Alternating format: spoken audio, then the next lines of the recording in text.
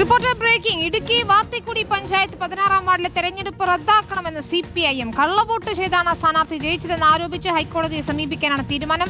2 വോട്ടിനാണ് SDPI സ്ഥാനാർത്ഥി റംല വിജയിച്ചത്. കഞ്ഞിക്കുഴി പഞ്ചായത്തിൽ വോട്ട് ചെയ്ത 5 പേർ വാത്തിക്കുടി പഞ്ചായത്തിലും വോട്ട് ചെയ്തെന്നാണ് LDFന്റെ ആരോപണമായി ഉയരുന്നത്. നമുക്ക് 312 വോട്ടർമാർ നമുക്ക് സത്യസന്ധമായി വോട്ട് ചെയ്തു എന്ന് ഞങ്ങൾ വിശ്വസിക്കുന്നു. അങ്ങനെയാണ് ഞങ്ങൾക്ക് വോട്ട് ചെയ്ത് ഞങ്ങൾ ജയിച്ചിട്ടുള്ളത്. ഈ ആരോപണം ഞങ്ങൾക്കറിയില്ല.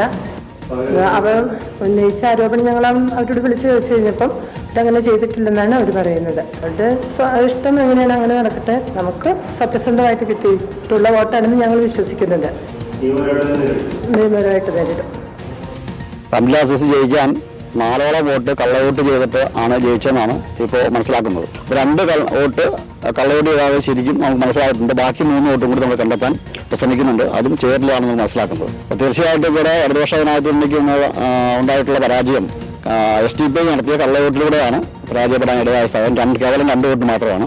അപ്പോൾ അതുകൊണ്ട് ഇതിനെതിരായി ഞങ്ങൾ ഹൈക്കോടതിയിൽ സമീപിക്കാനുള്ള മറ്റു നടപടികളെല്ലാം പൂർത്തീകരിച്ചു. രാഹുൽ സുരേഷാണ് ചേരുന്നത്. രാഹുൽ, CPM ഗുരുതരമായ ആരോപണമാണ് ഉയർത്തുന്നത്. പക്ഷേ വിജയിച്ച ആൾ ഇത് നിഷേധിക്കുകയും ചെയ്യുന്നു. SDPIയുടെ റംല ഇത് നിഷേധിക്കുന്നുണ്ട്.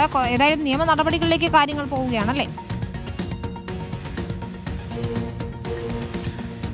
വിനീത, തെരഞ്ഞെടുപ്പും കഴിഞ്ഞു, അതിന്റെ ഫലവും വന്നു, ജയിച്ച ആളുകൾ സ്ഥാനം ഏറ്റെടുക്കുകയും ചെയ്തു. അതിന് തൊട്ടു പിന്നാലെയാണ് കള്ളവോട്ട് ആരോപണവുമായി CPM രംഗത്തെത്തുന്നത്. ഇടുക്കിയിലെ വാത്തിക്കുടി പഞ്ചായത്തിലെ 16-ാം വാർഡിലാണ് ഇത്തരത്തിൽ കള്ളവോട്ട് നടന്നു എന്ന ആരോപണവുമായി CPM രംഗത്തെത്തുന്നത്. ഇതിൽ 16-ാമത്തെ വാർഡിൽ മത്സരിച്ച CPMന്റെ സ്ഥാനാർത്ഥി 310 വോട്ടുകളാണ് ആകെ നേടിയത്.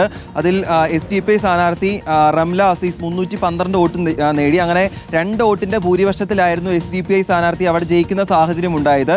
ഈ തോൽവിയെക്കുറിച്ച് CPM വിശദമായി തന്നെ പരിശോധന നടത്തി. അപ്പോഴാണ് ഈ വാത്തിക്കുടി പഞ്ചായത്തിലും അതുകൂടാതെ കഞ്ഞിക്കുഴി പഞ്ചായത്തിലും 5 ആളുകൾ ഒരേ സമയം വോട്ട് രേഖപ്പെടുത്തി എന്ന കാര്യം അറിയുന്നത്. അതിൽ മേക്കൽ സലീം ഇബ്രാഹിം, മേക്കൽ സഫിയ സലീം എന്നീ 2 പേരുടെ തെളിവുകൾ സഹിതമാണ് ഇപ്പോൾ CPM പരാതിയുമായി ഹൈക്കോടതിയെ സമീപിക്കാൻ പോകുന്നത്. നാളെ ഇപ്പോൾ ഹൈക്കോടതിയിൽ അവർ നിയമപരമായി തന്നെ ഹർജി ഫയൽ ചെയ്യാൻ പോവുകയാണ്.